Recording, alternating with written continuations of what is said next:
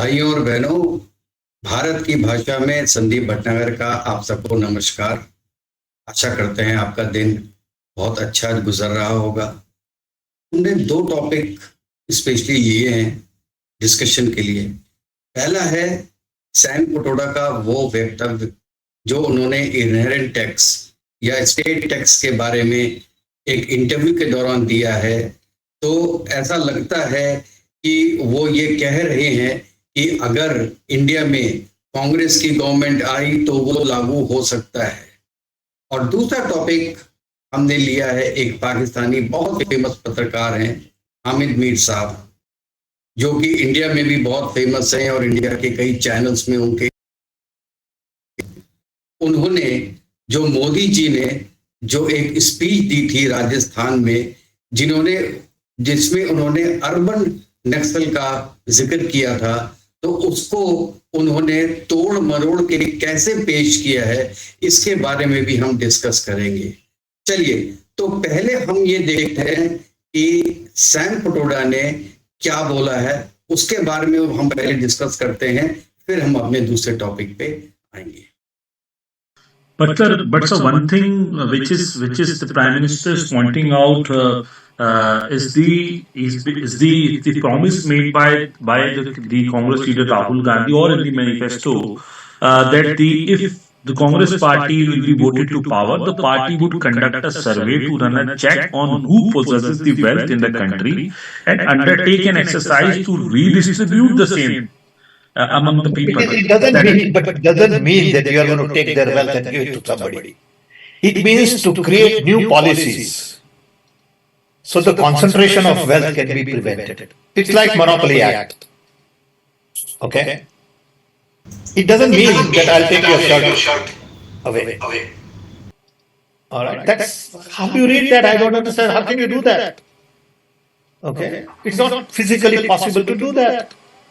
But you can say the future policies would be such that this particular group cannot be into everything. There is a Monopoly Act in America also. You know, we have to make sure that few people become so rich that they begin to run government. We have to make sure that's the requirement in democracy everywhere in the world. Nothing wrong in being rich, nothing wrong in accumulating wealth, but to what point? Let me tell you, in America, there is an inheritance tax. So if, let's say, America का per capita income कितना है और India का per capita income कितना है, ये दोनों comparison तो कर लीजिए पहले एक बार। ये लॉ जो यूएस में है उसको आप एक डायरेक्टली इंडिया में इम्प्लीकेट नहीं कर सकते हैं। चलिए हम आगे देखते हैं कि ये साहब क्या बोल रहे हैं। one has $100 million worth of wealth, and when he dies, he can only transfer probably 45% to his children. 55% is grabbed by government. Now that's an interesting law. It says you in your generation made wealth. You are leaving now, you must leave your wealth for public. Not all of it, half of it. US के सब states में नहीं है, ये केवल 5 state में है, और वो भी जो परसेंटेज आप बता रहे हैं that is the maximum percentage, जिसमें उनके कोई डायरेक्ट इनहेरेंट नहीं है। अदरवाइज अगर उनका जो है वो 2 या 3 बेटे हैं और उसमें अगर वो चीज़ डिवाइड हो रही है तो वो 0% भी होती है, और अगर कोई एक बच्चा है तो उसमें कुछ परसेंटेज होती है। लेकिन अगर कोई डायरेक्ट इनहेरेंट नहीं होता है देन इट इज 40% देयर, और वो भी केवल 5 स्टेट में है, वो पूरे अमेरिका में नहीं है। हाँ, कुछ कंट्रीज में ज़रूर है, जैसे बेल्जियम में है, बेल्जियम में it is around 80%, and then you know Japan में है, साउथ कोरिया में है, it is around 55%, and yes I mean in total 25 countries ये चीज़ है। लेकिन ये जितनी भी कंट्रीज़ हैं वो बहुत रिच कंट्रीज़ हैं, वो इंडिया की तरह बेसिकली डेवलपिंग कंट्रीज़ नहीं है। चलिए आगे देखते हैं। which to me sounds fair. In India, you don't have that. If somebody is worth 10 billion and he dies, his children get 10 billion. Public get nothing. And law says you get half of it, public gets half of it. So these are the kind of issues people will have to debate, discuss. I don't know what the conclusion would be at the end of the day. But when we talk about redistributing wealth, we are talking about new policies, new programs that are in the interest of the people and not in the interest of super rich. आपने Sam Pitroda साहब को, जो कि basically Congress के adviser हैं, और वो मुझे समझ में नहीं आता, ये जब भी इलेक्शन होता है, इलेक्शन के वक्त में ये कुछ ना कुछ ऐसे कमेंट कर देते हैं जो कि कांग्रेस को भारी पड़ जाते हैं। जैसे 1984 में जो रॉयट्स हुए थे, उसके बारे में उन्होंने 2019 के इलेक्शन के पहले बोला था, जो हुआ सो हुआ, उसको भूल जाओ। क्या इसको भूला जा सकता है? जिसकी फैमिलीज में कैलेमिटीज हुई हैं, जो लोग मरे हैं, उनकी फैमिली वाले क्या ये चीज भूल सकते हैं? कभी भी नहीं भूल सकते हैं। और उन्होंने बड़ा कैजुअली बोला था कि जो हुआ सो हुआ, खत्म करो ना उस चीज को। और मुंबई अटैक के बारे में, बालाकोट अटैक के बारे में, फिर उन्होंने 2023 में अपने कमेंट दिए थे कि अगर बीजेपी की जगह हमारी गवर्नमेंट होती तो हम कुछ ऐसा जो है वो बालाकोट स्ट्राइक नहीं करते। मतलब इवन मुंबई अटैक के बारे में उन्होंने बोला कि हमने मिलके डिस्कशन किया और हमने ये सोचा कि पाकिस्तान पे अटैक ना करना is better option rather than attacking Pakistan. तो वो कुछ ना कुछ चीज ऐसी बोलते रहते हैं जो कि एक्चुअली अब आप देखो तो ये बीजेपी का फायदा करते हैं, क्योंकि बीजेपी को एक मौका मिल जाता है अपना डिस्कशंस करने के लिए और उस चीज को आगे बढ़ाने के लिए। और जहां तक मेरी पर्सनल फीलिंग है, तो मैं ये इनहेरेंट टैक्स के फेवर में तो नहीं हूं, लेकिन बहुत ज्यादा उसके अगेंस्ट भी नहीं हूं, क्योंकि थोड़ा बहुत परसेंटेज डिपेंडिंग अपॉन इंडिविजुअल ये होना चाहिए कि जो कुछ परसेंटेज ऐसी हो जो कि गवर्नमेंट में जाए, जिससे कि डेवलपमेंट जो वर्क्स हैं वो ज़्यादा हो, और एक जो कंसोलिडेशन ऑफ वेल्थ हो जाता है। जैसे इंडिया में आप ये देखिए कि 1% लोगों के पास 40% ऑफ द वेल्थ है, तो ये जो डिस्ट्रीब्यूशन है इसमें भी थोड़ा सा इफेक्ट आएगा अगर ये किसी भी फॉर्म में ये इंडिया में भी लागू हो, जो कि बहुत माइल्ड वे में मैं बोलता हूं। और मैं ये भी जानता हूं कि BJP is not averse to that. और ये हमने सुना था कि 2019 में जब सीतारमन मैम अपना बजट दे रही थी, तो ये भी हुआ था, रिपब्लिक भारत की रिपोर्ट थी कि हो सकता है कि ये इनहेरेंट टैक्स उसके अंदर इंक्लूड हो जाए। हुआ नहीं, ये बात अलग है, लेकिन ये संभावनाएं इस चीज की थी। वीडियो देखते हैं। जाति जनगणना से क्लैरिटी हो जाएगी, और जाति जनगणना को मैं थोड़ा समझाना चाहता हूं। आप ये मत सोचिए कि जाति जनगणना सिर्फ कास्ट सर्वे, वो जाति का सर्वे है, मगर उसमें हम इकोनॉमिक और इंस्टीट्यूशनल सर्वे भी जोड़ेंगे। मतलब क्या होगा? मतलब क्या होगा? इसको पता लग जाएगा कि इस जात में इतने लोग हैं, दलित इतने, आदिवासी इतने, गरीब जनरल कास्ट इतने, इनकी आमदनी इतनी है, और हिंदुस्तान की संस्थाओं में इनकी इतनी भागीदारी है। तो पता लग जाएगा कि मीडिया में इतनी कंपनियां हिंदुस्तान की मीडिया को कंट्रोल करती हैं, इतना पैसा हिंदुस्तान की सरकार इनको दे रही है, और इस संस्था में इतने ओबीसी, इतने दलित, इतने आदि, वो सब संस्थाओं का। तो ये एक प्रकार से नेशनल एक्सरे मानिए। और मुझे लगता है 70 साल बाद ये एक जरूरी कदम है कि हम असेस करें कि 70 साल की आजादी के बाद आज सिचुएशन क्या है और इसके बाद हमें किस डायरेक्शन में जाना चाहिए। लॉजिकल है और इसको इकरार नहीं कर सकता है। ये मैं आपसे कहना चाहता था। आप ये मत सोचिए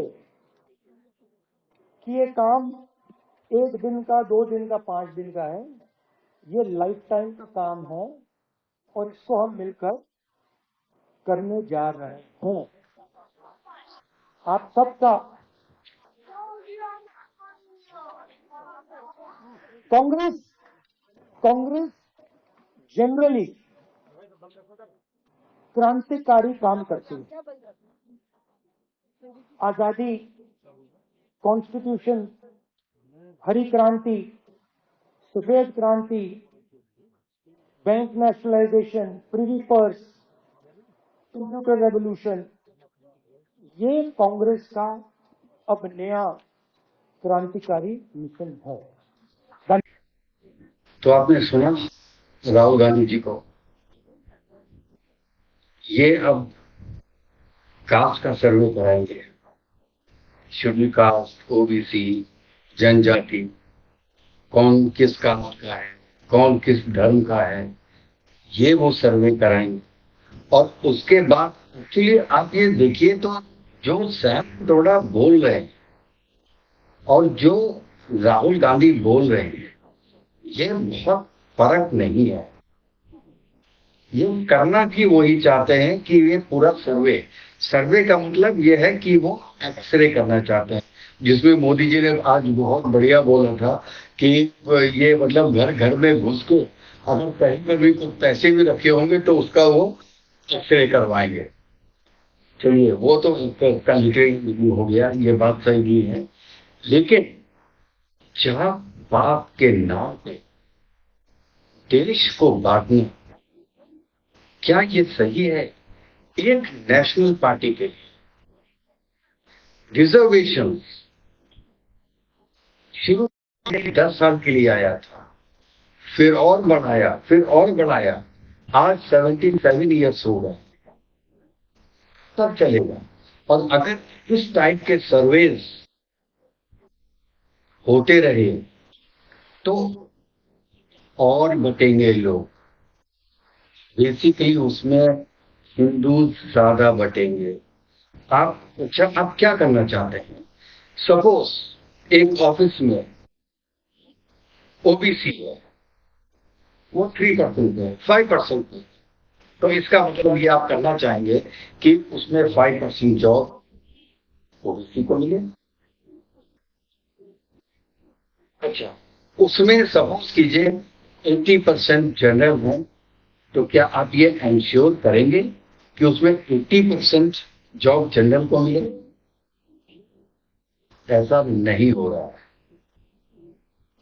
और ये सबसे बड़ी, ये बहुत बड़ी प्रॉब्लम है हिंदुस्तान में आज के डेट में कि ये चीज हो नहीं रही है। इसलिए जो क्वालिटी निकल रही है वो उस लेवल की नहीं है जिस लेवल की हो सकती थी।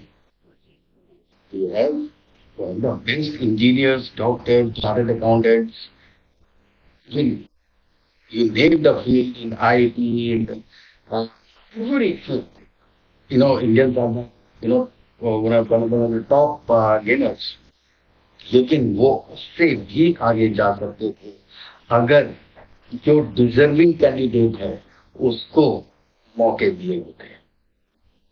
एक बार सोचिए और अपने समझ लीजिए कि ये जो बांटने की राजनीति हो रही है उसका देश की क्या असर। चलिए सर, हम अब अपने दूसरे टॉपिक की तरफ चलते हैं और वो है हामिद मीर साहब का। हामिद मीर साहब ने, तो चलिए उसके पहले थोड़ा सा एक क्लिप देखते हैं कि हामिद मीर साहब क्या बोल रहे हैं। पाकिस्तान के हमसायों के साथ ताल्लुकात को बेहतर बनाना जो है वो पाकिस्तान के भी मुफाद में है, पूरे रीजन के मुफाद में है।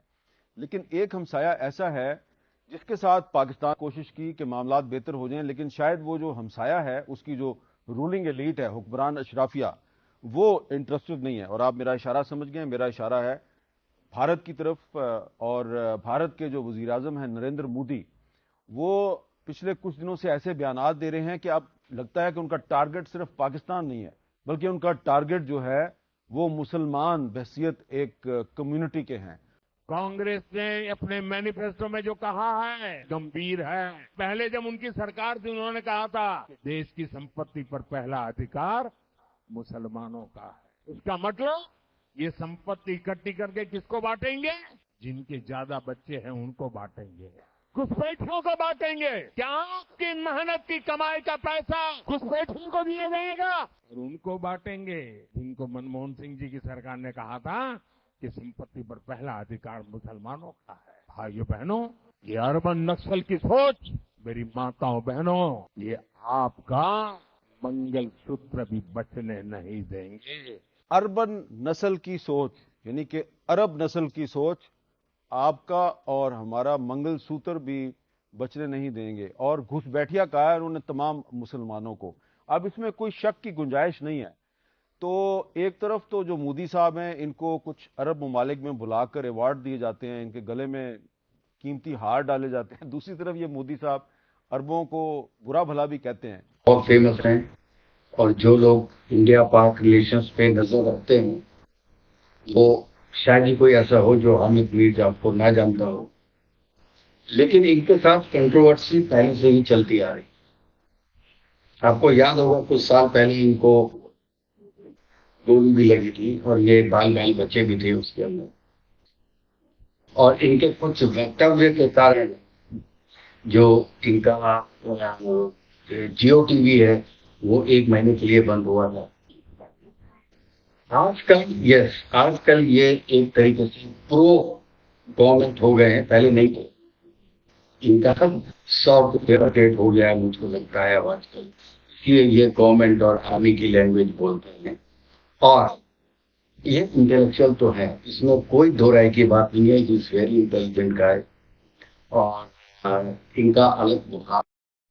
तो मैं ये चीज विश्वास नहीं कर सकता हूं कि बंदे को इसके बारे में पता नहीं है कि अर्बन नक्सलवाद होता क्या, अर्बन नक्सल होता क्या है। इनको ऐसा नहीं हो सकता कि उसको पता ना हो। ये जानबूझ के उसने इसकी वर्डिंग चेंज करके उसको उसने कर दिया अरब नस्ल, जिससे कि जो आज जानते हैं कि इंडिया का जो गल्फ कंट्रीज हैं उनके साथ कितना बढ़िया रिलेशंस है। तो और पाकिस्तान की प्रॉब्लम, पाकिस्तान की जनता को प्रॉब्लम भी इससे बहुत है।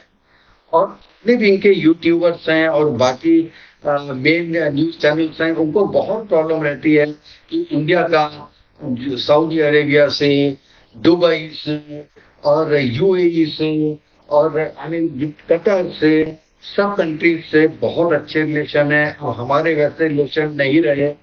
तो वहां की लोगों की भावनाओं को उजागरने के लिए उन्होंने ये बात बोली है कि मोदी जी ने ये अर्बन नक्सल नहीं बोला, उन्होंने बोला है अरब नस्ल, और उसके अगेंस्ट में मोदी जी ने कमेंट किया है।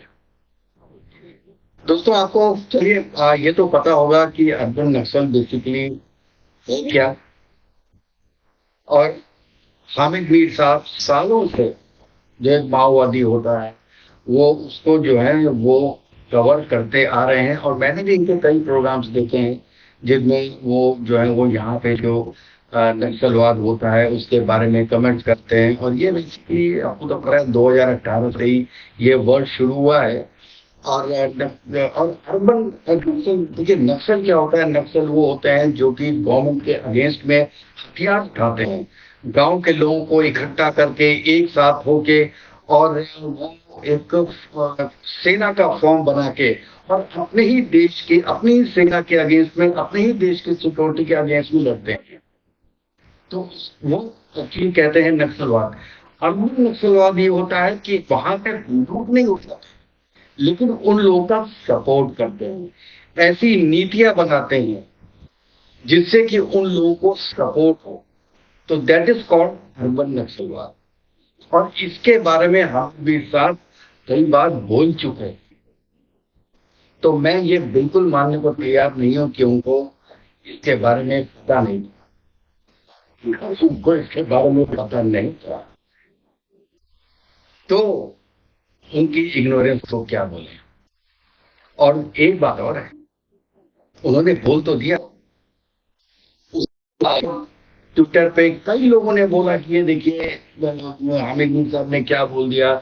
इवन कमर चीमा साहब ने भी अपना एक प्रोग्राम किया इसके बारे में, और हामिद बशानी साहब के साथ भी उन्होंने पूरा प्रोग्राम किया कि उन्होंने ये कैसे बोल दिया। लेकिन हामिद मीर ने उसका भी आज सुबह ट्विटर पे रिप्लाई किया कि जो मैंने समझा वो बिल्कुल सही समझा है। तो ये जो है चोरी और सीना चोरी दोनों ही चीज बोल रहे हैं। इसका मतलब है कि ये बहुत डेलिब्रेट किया है उन्होंने, और ये उन्होंने अपने कहने पर नहीं किया है। और ये उन्होंने तब किया है जब कि ईरान के प्रेसिडेंट पाकिस्तान में बैठे हुए हैं। अब आप समझिए कि ये लोग किस हद तक जा सकते हैं इंडिया दुश्मनी में, और मैं कहता हूं हिंदू दुश्मनी में। तो दोस्तों, ये थे दोनों टॉपिक्स जिसके बारे में मैं डिस्कस करना चाहता था आज। कल फिर एक नए टॉपिक से लेकर आपके सामने आऊंगा। और मेरी रिक्वेस्ट है कि जिन्होंने मेरा चैनल सब्सक्राइब नहीं किया है वो प्लीज इसको सब्सक्राइब कर लें, और अपने कमेंट्स में मुझे अलग अलग टॉपिक के बारे में बताएं, इस पे मैं डिस्कस करूं। Thank you very much.